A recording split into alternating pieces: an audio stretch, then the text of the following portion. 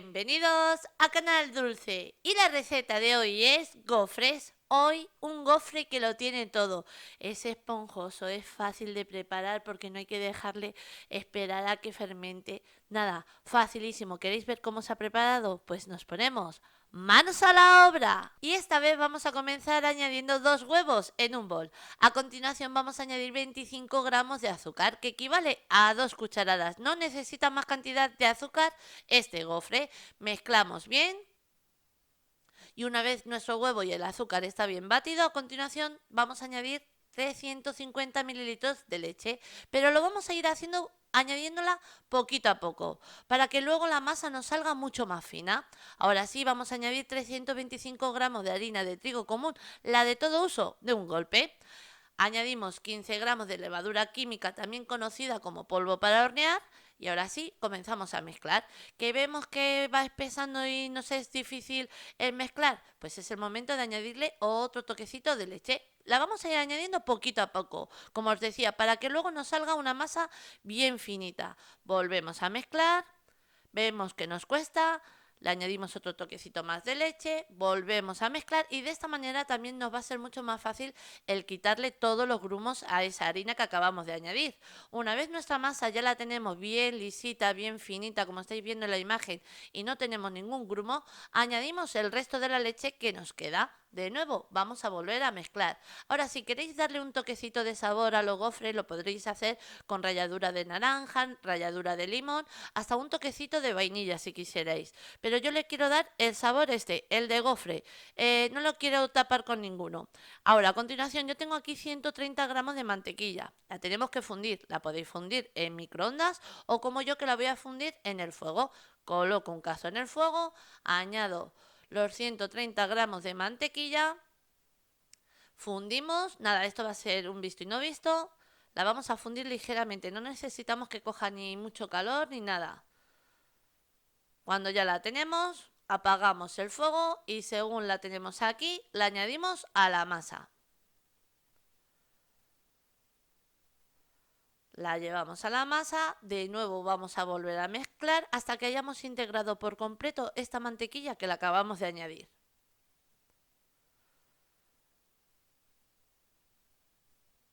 Estáis viendo qué fácil es preparar este gofre. Y queda un bocado que luego lo vais a ver. Queda esponjoso. No, lo siguiente. Una vez mirad qué finita nos ha quedado la masa. Bueno, pues una vez ya la tenemos así, vamos a por nuestra gofrera. Nada, la que tenemos en casa. Mirad, mi gofrera es esta. Tengo otra más chiquitita. Se puede hacer en cualquiera de ellas. Vamos a calentarla primero. Una vez ya la tenemos caliente, la vamos a pintar tanto las placas que tenemos en la parte de abajo como las placas que tenemos en la parte de arriba con mantequilla. Nada, ligeramente. Y solamente la vamos a pintar una vez. No hace falta estar pintándola cada vez que hacemos el gofre.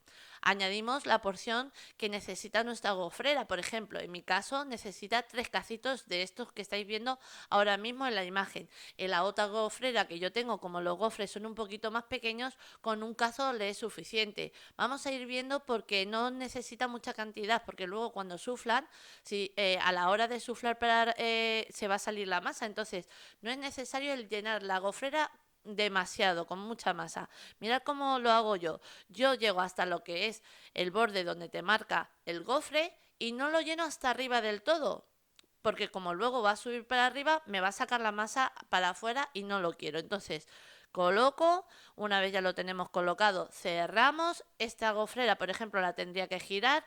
La otra chiquitita que yo tengo no hace falta girarla, solamente cerrarla. Dejamos cocinar durante 3 minutos.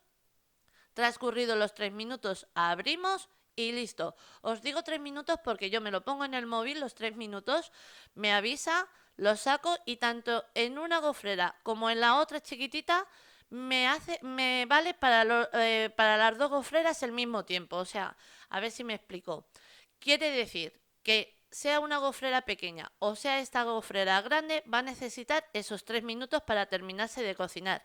Lo que sí os recomiendo es que en ningún caso abráis nunca la gofrera mientras que se está cocinando el gofre, si no, no os va a salir. Hay que dejarle cocinar esos 3 minutos o 3 minutos y medio, según sea vuestra gofrera, pero no abráis la gofrera antes de que se haya llegado ese tiempo, porque si no, no os va a salir, se van a quedar pegados uno con otro.